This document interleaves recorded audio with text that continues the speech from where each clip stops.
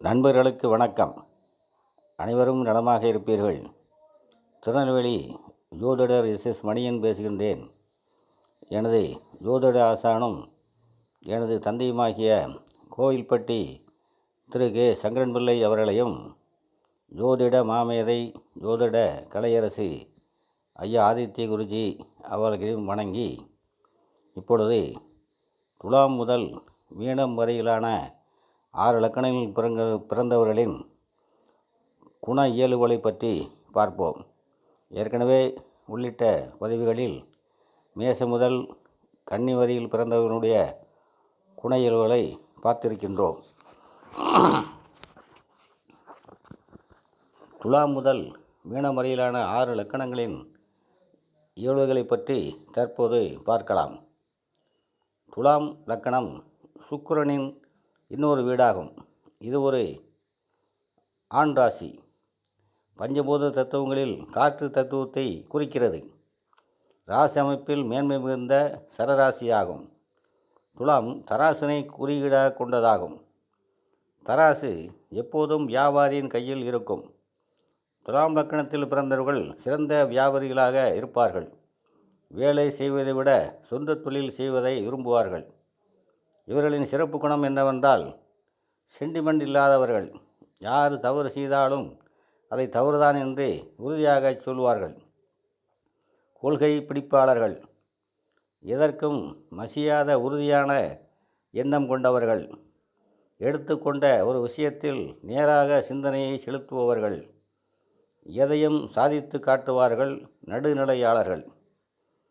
தொழில் அதிபர்களில் பெரும்பாலானோர் இந்த லக்கணத்தை கொண்டவர்கள்தான்.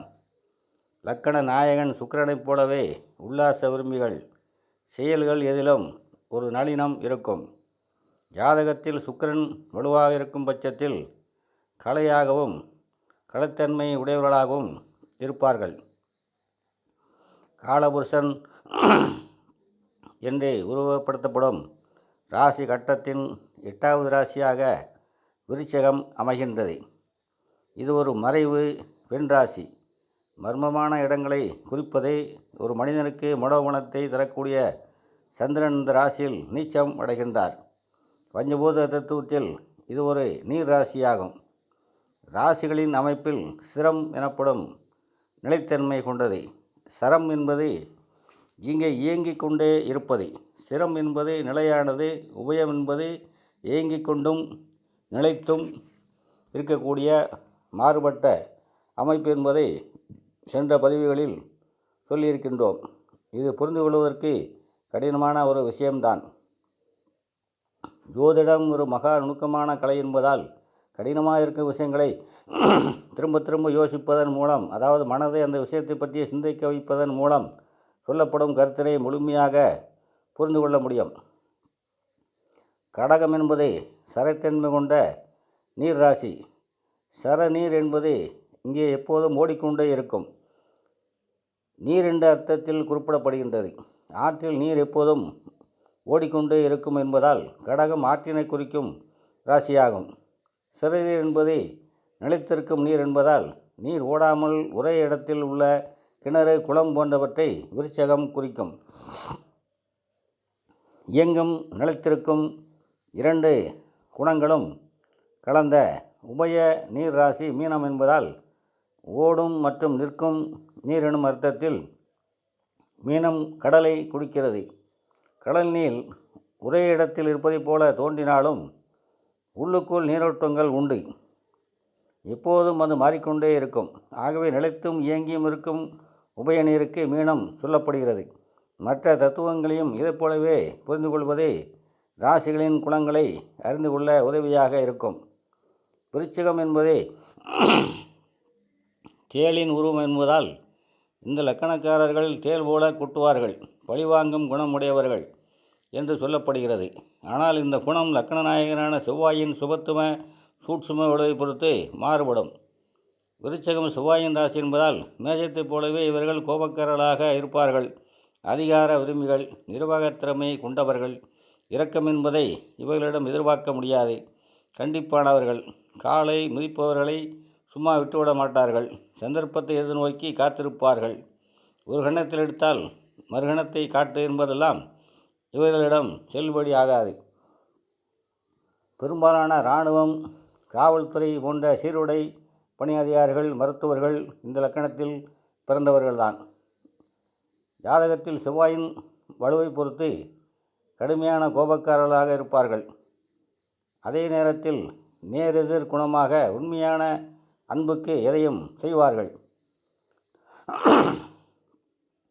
தனுசு ஒரு ஆண் ராசி.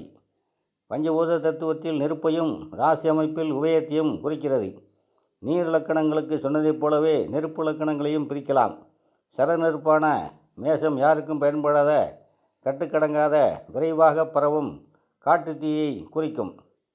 சிறு நெருப்பான சிம்மம் ஒரே இடத்தில் நிலைத்து எரிந்து சமையல் போன்றவைகளுக்கு உதவுவதை குறிக்கும். உபய தனுசு நெருப்பு நேரடியாக பயன்பட்டும் பயன்படாமலும் இருக்கும் நெருப்பாகும். இதற்கு ஒரு இடத்திலிருந்து இன்னொரு இடத்திற்கு நகர்ந்து போகும் தீப்பந்தத்தை உதாரணமாக சொல்லலாம். தீப்பந்தத்தால் அடுப்பும் மூட்டலாம், குடிசையும் எரிக்கலாம். எனவே உபயம் என்பது இரண்டும் கலந்தது. அதேபோல சமையல் போன்ற ஆக்கத்திற்கு பயன்படாமல் குத்துவிளக்கில் எரியும் ஆன்மீக நெருப்பாகவும் தனுசை சொல்லலாம். தனுசு குருவின் வீடாகையால் இது ஒரு ஆன்மீக ராசியாகும். இந்த லக்கணத்தில் பிறந்தவர்களுக்கு எதையும் தெரிந்து கொள்ள வேண்டும் என்ற துடிப்பு அதிகமாக இருக்கும். மறைத்து வைக்கப்பட்டிருக்கின்ற விஷயங்களை அறியும் ஆற்றல் கொண்டவர்கள். இவர்கள் நேர்மையானவர்களாக இருப்பார்கள். பிறக்கும்போது என்ன கொண்டு வந்தோம், போகும்போது எதை கொண்டு போகப் போகிறோம் என்ற எண்ணங்கள் இவர்களுக்கு இருக்கும். எல்லோருக்கும் உதவுவார்கள். ஆனால் பாத்திரமிருந்து பிச்சையிட மாட்டார்கள். உதவும் குணம் கொண்டதாலேயே தொல்லைகளை அனுபவிப்பவர்கள். மிகவும் நல்லவர்களாக இருந்து தன்னை நம்பி இருப்பவர்களை சோதனைக்கு உள்ளாக்குவார்கள். அதிகமான நல்லவனும் அதிகமாக கெட்டவனும் எதற்கும் ஒத்துவர மாட்டார்கள் என்பது இவர்களுக்கும் பொருந்தும். நல்லவனாக இருந்து ஏமாறுவார்கள். ஏமாந்து தெரிய வந்தாலும் போகட்டும் விடு என்று சொல்வார்கள். உண்மையை ஜெயிக்கும் என்பதில் உறுதியாக இருப்பவர்கள். மற்றவருக்கு ஏணியாக இருந்து ஏறியவரால் உதைக்கப்படுபவர்கள் தனுசுனர்தான். அடுத்தவராக மகரம். மகரம் ஒரு பெண் ராசியாகும். பஞ்சபூத தத்துவத்தில் நிலத்தன்மை கொண்டது. சரம், திறம், உபயம் என்று சொல்லப்படும் 3 பிரிவுகளில் உயர்வான சர அமைப்பில் உள்ள சனியின் ராசி. இந்த வீட்டின் அதிபதி சனியினுடன் இருக்கும் சில நல்ல குணங்களை கொண்டது இந்த ராசி. மகர லக்கணத்தில் பிறந்தவர்கள் கடுமையான உழைப்பாளிகளாக இருப்பார்கள். மிகுந்த பிடிவாதக்காரர்கள். யார் சொன்னாலும் கேட்க மாட்டார்கள். தனக்கென ஒரு தனி பாணி கொண்டவர்கள். 10 பேர் செய்யும் விஷயத்தை செய்ய மாட்டார்கள். 11ஆக ஒன்றை கண்டுபிடித்து அதை செய்வார்கள். ஒரு விஷயத்தில் இவர்களை சமாதானப்படுத்த கடவுளே நேரில் வந்தாலும், வாருங்கள், நீங்கள் கடவுளா, உட்காருங்கள், டீ சாப்பிடுங்கள் என்று உபசரித்து வந்திருப்பவர், அப்பா நான் கடவுள், என் பேச்சை கேள் என்றால் டக்கென்று டென்ஷனாகி வந்தோமா டீ சாப்பிட்டோமா என்றில்லாமல் சும்மா கடவுள் கடவுள்னு சொல்லிக்கிட்டு எழுந்திரியா என்று சொல்லக்கூடியவர்கள் மகர லக்கணத்தில் பிறந்தவர்கள். தன் மனதிற்கு சரி என்று படக்கூடிய இதை மட்டுமே இவர்கள் செய்வார்கள். சனியின் குள்ளநரித்தனத்தை யாரும் உணராத வண்ணம் செய்வார்கள். டீசெண்டான குழப்பவாதிகள். அடுத்தவர்கள் படும் துன்பத்தை பார்க்கையில் அனுபவிக்கட்டும் என்ற எண்ணம் இருக்கும். துடிப்பானவர்கள். மொத்தத்தில் சனியின் ஓரளவு சுபகுணம் மகரத்திடம் இருக்கும். அடுத்ததாக கும்பம்.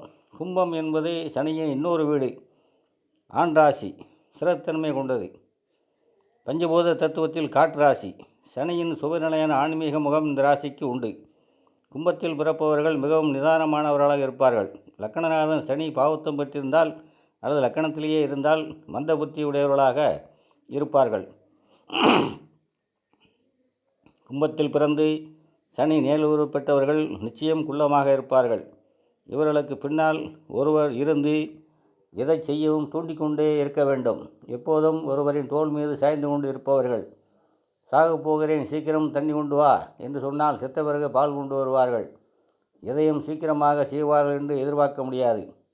தேர் போல அசைந்து நிதானமாகத்தான் வருவார்கள், செய்வார்கள். அதே நேரத்தில் நுணுக்கமாக மெதுவாக செய்யக்கூடிய வேலைகளில் அபாரமான திறமை கொண்டவர்கள். கலட்டி மாற்றும் விஷயங்களில் நிபுணத்துவத்தை காட்டுவார்கள். பைலட், ஏரோநாட்டிக்கல் இன்ஜினியர் போன்ற வேலைகளில் விரும்புவார்கள். லக்கணத்துடன் குருகேது தொடர்பு கொண்டிருந்தால் தூய்மையான ஆன்மீகவாதியாக இருப்பார்கள். தாழ்வு மனப்பான்மை இருக்கும். சனி சுபத்துவம் பெறாவிட்டால் பொறாமை, வஞ்சகம், காலை வாரம் குணம் ஏனென்று எப்போதும் கேட்பார்கள். எதையும் குறை சொல்வார்கள். அடுத்ததாக மீனம். மீனம் குருவின் இன்னொரு வீடாகும். ராசிகட்டத்தின் இறுதி வீடு இது. பெண் ராசி. பஞ்சபூத தத்துவத்தில் நீர் ராசி. உபயத்தை குறிப்பது. இந்த வீட்டின் அதிபதி குரு என்பதால் குருவின் நற்குணங்கள் அனைத்தும் இவரிடம் இருக்கும். நம்பிக்கைக்கு உரியவர்கள். நல்ல நடத்தையும் நன்றியும் உள்ளவர்கள். லக்கணராஜன் குரு வளர்த்திருந்தால் எறும்புக்கு கூட தீங்கு விளைவிக்காத கருணை உள்ளம் இவர்களிடம் இருக்கும். இதுவே இவர்களின் பலமும் பலவீனமாகவும் இருக்கும். இதுவும் ஒரு ஆன்மீக ராசிதான்.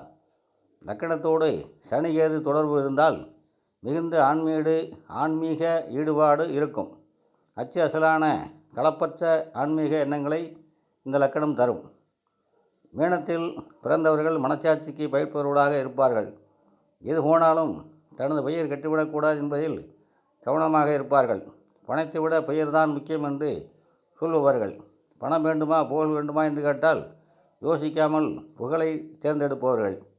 இப்படித்தான் வாழ வேண்டும் என்று கோடு போட்டு வாழ்வார்கள். இதற்கும் விலை போக மாட்டார்கள். உதவும் மனப்பான்மை கொண்டவர்கள். இரக்கம் காட்டி அடுத்தவர்களுக்கு சகாயம் செய்ய போய் ஏமாளி என்று பெயர் வாங்குவார்கள். ஆனாலும் சந்தோஷத்துடன் ஏமாறுவார்கள். இரக்கமும் நல்ல குணமும் இவர்களது பலவீனமாக இருக்கும். ஜோதிடம் என்பது ஒரு அபாரமான கடல். அதனை ஒரு குடத்திற்குள் அடைத்துவிட முடியாது. அதேபோல ஒரு வாழ்க்கை சரித்திரத்தையும் குணத்தையும் 4 வரிகளுக்குள் சொல்லிவிட முடியாது. மேலே சொல்லியிருப்போய் அந்தந்த லக்கணத்திற்கும் அந்த வீட்டின் அதிபதிக்குமான குணங்கள். இவை தவிர்த்து அந்த லக்கணாதிபதியின் சுப சூட்சும ஒழுக்களையும் லக்கணத்தில் இருக்கும் கிரகங்கள் லக்கணத்தையும் லக்கணாதிபதியும் பார்க்கும் இணையும் கிரகங்களையும் வைத்து ஒருவரின் குணங்களை 100% உறுதியாக சொல்லிவிட முடியும். இத்துடன் இப்பதிவை நிறைவு செய்கின்றேன். மீண்டும் அடுத்த பதிவில் சந்திப்போம். அனைவரும் நலமாக இருப்பீர்கள். வாழ்க வளமுடன்.